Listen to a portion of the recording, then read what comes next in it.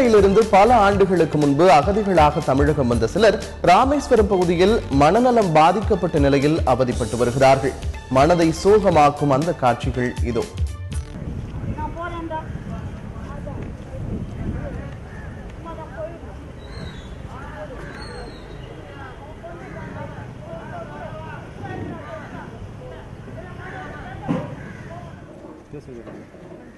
ஆமா ஆமா ஆமா சாப்பிட்டியா சாப்பிட்டியா சாப்பிடலையே பாட்டி சிங்கள பொம்பளையா சிங்கள பொம்பளை தான் எல்லாம் தம்மா சேர்த்து சொல்லிவிட்டது.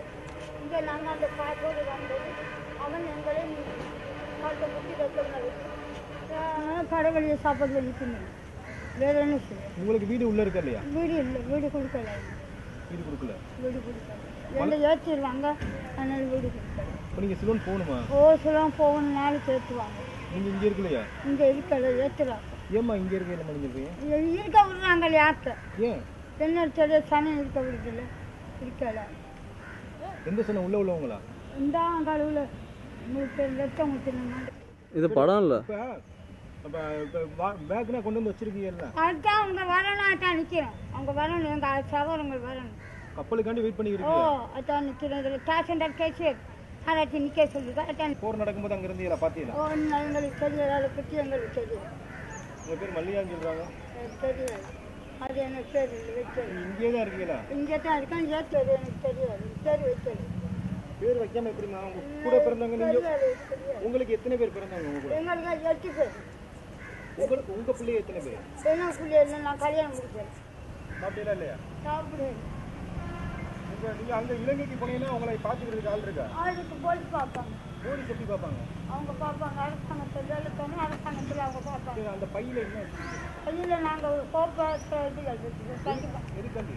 அது சமைச்சு சாப்பிட, வேங்கி சாப்பிடுறது. கோப்பை சாப்பாட்டுக்கு என்ன பண்ணுவீங்க? சாப்பாடுக்கு நாங்கள் இப்படி குட்டி வழியை போய் குச்சி எடுத்துக்கிறது தான்.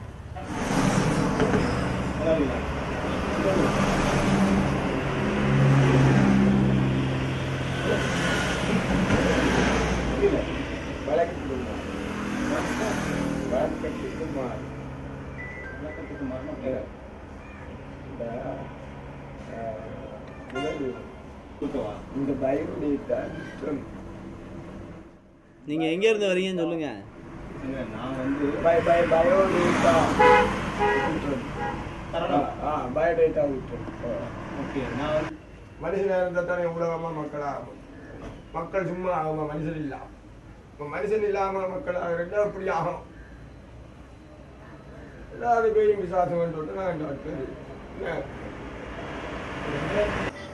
என்ன கொடுக்குறாங்களா? எல்லாத்தையும் பரவாயில்லையா? உங்களுக்கு வீட்டில் எதுவும் கொடுத்துருவாங்களா?